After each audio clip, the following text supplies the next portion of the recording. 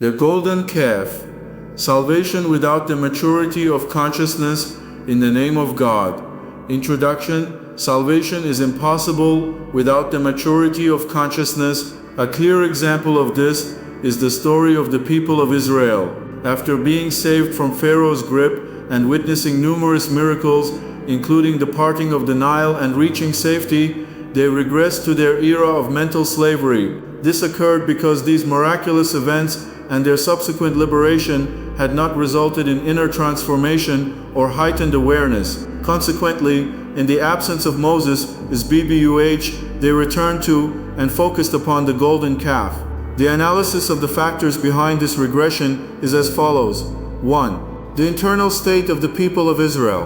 The Israelites had lived under Pharaonic slavery for centuries. Slavery is rarely just physical, it is mental and psychological. Their psychological structure included obedience to external power, fear, bias to shirpurta included, obedience to external power, a habit of dependency on tangible symbols. Moses delivered them externally, but external salvation does not necessarily equate to internal freedom. A person freed from physical bondage, whose consciousness has not grown, will inevitably become enslaved again in a different form. 2. The absence of Moses' PBUH, the crisis of the missing objective mediator. When Moses went to the appointed tryst Mikat, the people faced a vacuum, specifically the absence of an objective mediator. In this state, there was no visible leader. God was not perceivable to the senses. Epistemological patience and maturity had not yet formed. Samiri seized this opportunity. He created a visible, tangible, and familiar symbol, something that could be seen, touched, and gathered around. This is because the immature mind replaces the absence of truth with symbols. 3. Why a calf? This was not a random choice. Due to their cultural background in Egyptian and Mesopotamian civilizations, the bull or calf was a symbol of power and fertility, wealth and material life, the earth and productivity. Having lived in that culture for years, the calf represented a controllable god to them, one they believed could handle all affairs and to whom any request could be made.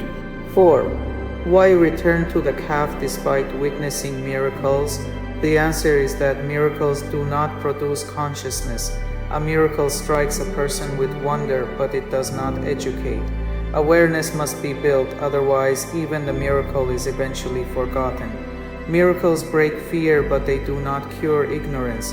The Israelites saw the Nile part, yet they still lacked the stamina for Moses' absence, the ability to relate to an invisible truth, and the willingness to accept the responsibility of freedom.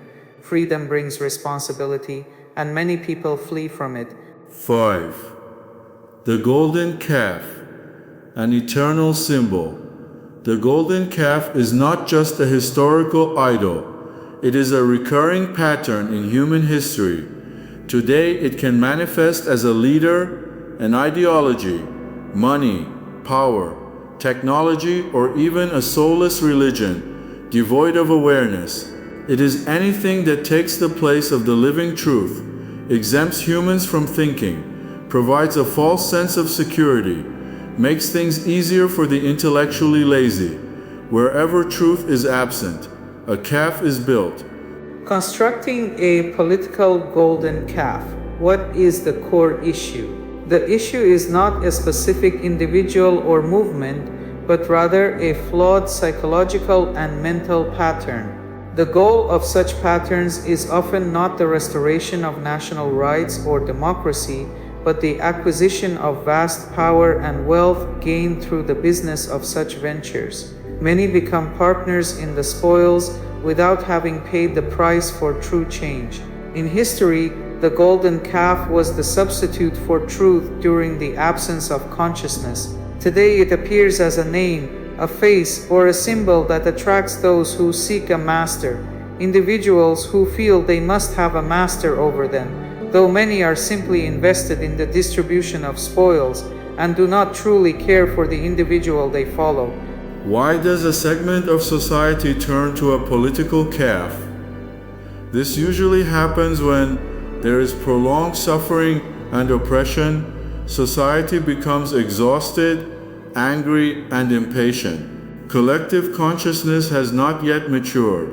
People seek a savior to decide for them so they can return to their private lives. Society wishes to spite the current system by glorifying the previous one, forgetting that if the previous system had been efficient, it would have survived.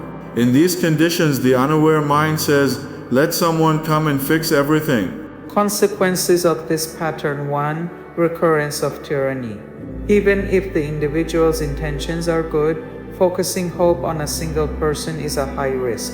Collective responsibility is surrendered, which is fundamentally wrong.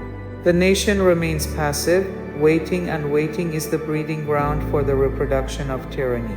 2. Polarization of society. The worship of figures leads to, "You are either with us or against us." The current state of forced polarization among the diaspora. The elimination of logic and reasoning, replaced by slogans of "long live" and "death to." Internal hatred. Opponents of the regime with different views are accused of being dishonorable, etc. 3. Confiscation of the nation's pain. The real pain of the people, poverty, oppression, injustice, and the looting of national wealth becomes tied to a single face. Root analysis is replaced by slogans. It is framed as if the nation's only problem was the absence of this specific individual rather than a lack of systemic demand. The country stops belonging to the nation and is treated as the personal inheritance of an individual, turning citizens back into subjects. 4. Deeper despair following failure. If the political calf fails to meet the people's demands, which it usually does due to individualistic monopolization, the resulting frustration and public mistrust become even deeper. Society then becomes primed for political slavery. What is the right path? Sustainable transitions in history occur when hero-making is replaced by awareness building. Individual centrism shifts to structure centrism. People ask, "What is the system?" rather than, "Who is the person?" Freedom does not come with a face. It comes with collective maturity. Conclusion. The Israelites worshipped the calf not because they were simply ignorant, but because though they were freed from bondage, they were not yet mentally free. They could not yet live with intellectual independence, patience, and responsibility. This is the story of many nations that feel they must have a master, even after liberation. They have not changed from within, and remain dictator breeders. A human who has not reached the maturity of consciousness is either a slave to Pharaoh, or a worshipper of the calf. In the end, a nation still waiting for a savior is not ready for freedom. Freedom without awareness is merely changing the walls of the prison. Mohammad Ali Taheri, founder of Irfan Kihani, Halgev and the Taheri Peace Organization, Toronto, January 26, 2026.